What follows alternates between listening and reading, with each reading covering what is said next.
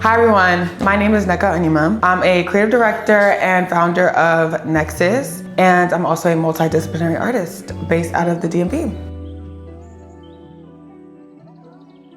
In the DMV, I love the DMV so bad. I think a huge aspect of my upbringing in the DMV is the fact that there's a lot of Nigerian Americans like me. So I didn't really feel too ostracized. I mean, still in school, like growing up, I'm still brown. So I feel like it wasn't until later, like when I was younger, it wasn't this cool to be African, young, and turned. But now, I mean, I feel like my culture is really embraced, and the fact that there's so many of us here, like we're lit. And I don't really feel alone, and I feel really empowered to be amongst a community of people who think like me, walk like me, talk like me. So I really love that aspect of it. And then I would also say there's a lot of creative people, and it's also just a multicultural area and very creatively dense in the fact that there's so many different successful people doing whatever the heck they want to do.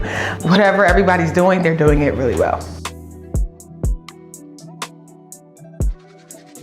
My biggest motivation, I would say, is definitely freedom. I am on a journey to unleashing my freest self, not allowing anything to inhibit me from being able to express myself fully. I personally find a lot of value in being able to peel back the layers and understand myself, which has given me more room to play and to figure out like what life is really for me, rather than just adopting what other people are telling me life is supposed to be about.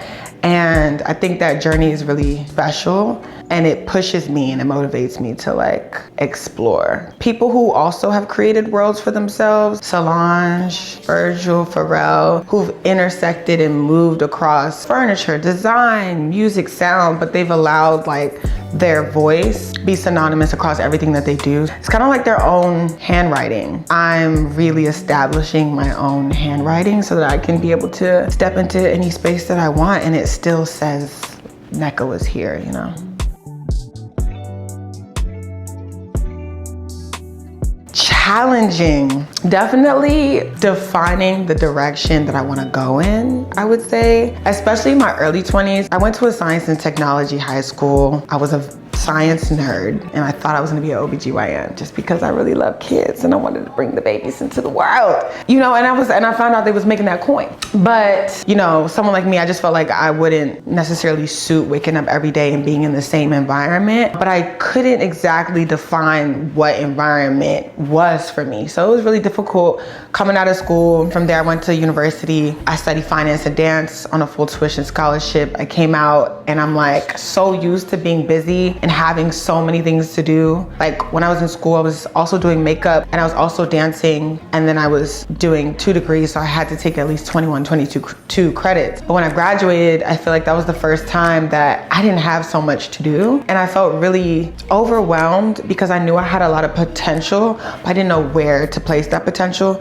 And honestly, that's just as depressing as like not knowing what you even like, because there's just nothing worse than feeling aimless for me. But I just kind of kept going where my intuition was like, okay, we're just gonna do this next, and we're gonna do this next. I think that's what allowed me to get to where I'm at now. But that was really difficult. That was really, really difficult.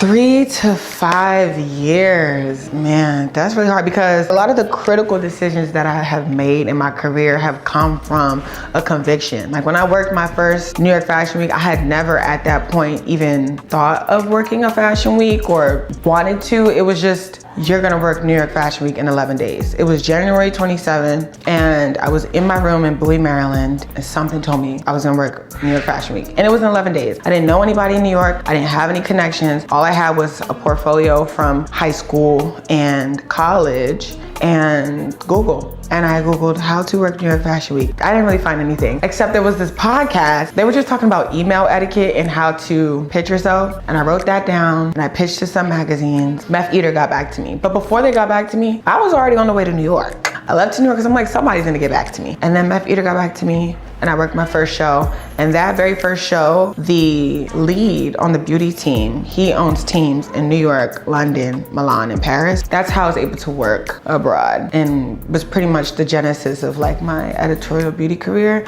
So there's no way that I could have like backdated that, or like there's no way I could have foreshadowed that in terms of like, oh yeah, I'm gonna be doing this. I do like to let God kind of just direct me. But in terms of a general vicinity, 3 to 5 years, Nexus is successful, and success for me looks like impact. It looks like a community that's engaged, inspired, empowered. We're a catalyst for imagination. We're a catalyst for transformation. We're giving people the room and the space to be able to explore different facets of themselves that maybe they haven't been able to tap into. Our summit is on and popping. People are flying in, people are coming out, and people are meeting people from all parts of the world that they wouldn't have had an opportunity to meet otherwise. The campaigns that we're working on are doing really well, and we have a team that is really happy to be exactly where they are working with Nexus. Outside of that, 3 to 5 years in real estate, probably living abroad or at least bi-coastally, spending a lot of time in Portugal just because I love Portugal so much. Financially free, things are in order, and healthy and happy, definitely. Oh girl, stop stressing. The reality is that it's already written. Like it's already written, it's already gonna work out. So there's really no point in sitting around like, is it today? Is it tomorrow? When is it gonna click? I think God wants me to understand in the journey and on the way, having to be patient for those things, having to grow resilience and perseverance. Those aren't things that if everything happened in my favor right now, that I would have developed within my character. So stop stressing, relax, and enjoy the ride. Everybody says that, but it's really like, that is the reality. Like the time is gonna go by regardless. You might as well be able to look back and be like, yeah, like I enjoyed exactly where I was at that time, and I needed every experience that I had at that time in order to get to who I am today.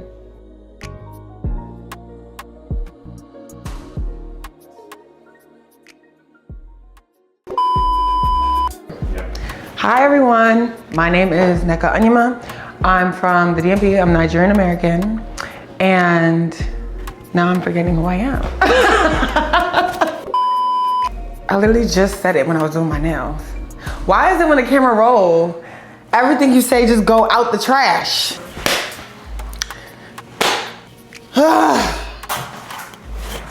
Me getting into car. Oh my gosh, why can't I talk? Why can't I freaking talk? Why the heck can't I talk, Lex?